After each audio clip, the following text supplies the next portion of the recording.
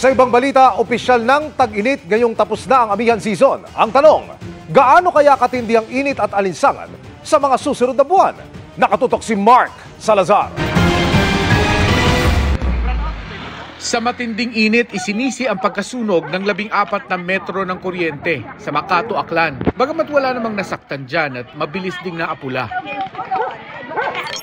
Ilang araw na ngang umaabot sa danger level ang heat index o damang init sa ilang lugar sa bansa. Sa Dagupan, Pangasinan nga, isang syudad at 15 bayan ang nagsuspinde ng face-to-face classes ngayong araw dahil sa sobrang init. Sabi ng Pag-asa, ang init na nararamdaman sa maraming lugar ay ihip mula sa Pasipiko. Wala na kasi ang hanging amihan para ibsan ito. Nahudyat na rin ang opisyal na pagpasok ng tag-init. Sa ngayon, tuluyan nang nawawala o humihina yung ating northeast monsoon or amihan. So, nakatutok na po yung tinatawag na reeds of high pressure area. Possible po yung magkakaroon tayo ng mga matataas na temperatura at magiging maalinsangan na ang ating mararamdaman. Mainit na pero asahang sa huling bahagi ng Abril hanggang unang kalahati ng Mayo ay mararamdaman pa ang nakasusulasok na 48 to 50 degrees Celsius na damang init. Hindi ito parang init ng oven o pakiramdam ng kinukumbulsyon. Ito yung hindi ka naman pinagpapawisan pero hindi ka makahinga at masakit ang ulo mo hanggang sa sukdulang mawalan ka ng malay.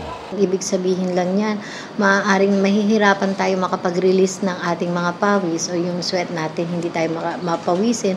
And syempre magkakaroon tayo ng tinatawag na heat exhaustion or yung heat stress or yung heat cramps. Ito, yun yung mga possible. Mataas yung alinsangan natin, so talagang yung discomfort level natin na talagang tipong sasakit yung ating ulo, mahihilo.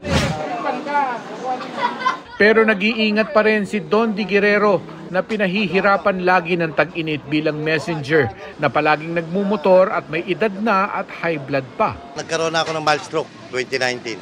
Ikaw pala ang dapat mag-ingat. Hindi, kaya nga we supplement eh. Yan yung titipid ang pera. Pag may konting extra, kailangan ito. Apektado rin ang mga estudyante, lalo yung mga nasa public school. Minsan masakit ulo. Sobrang init na po. Minsan po, di namin nag-uniform. Nag-white t-shirt na lang kami. Mas gusto pa nga raw ng ibang estudyante ang maulan kaysa sobrang init. Hindi po kumpleto yung electric fan kasi sira po yung iba. Hindi pa po napapaayos.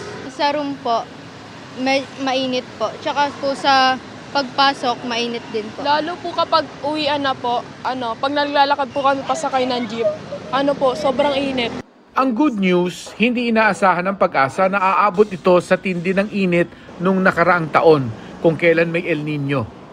Para sa GMA Integrated News, Mark Salazar, nakatutok 24 oras.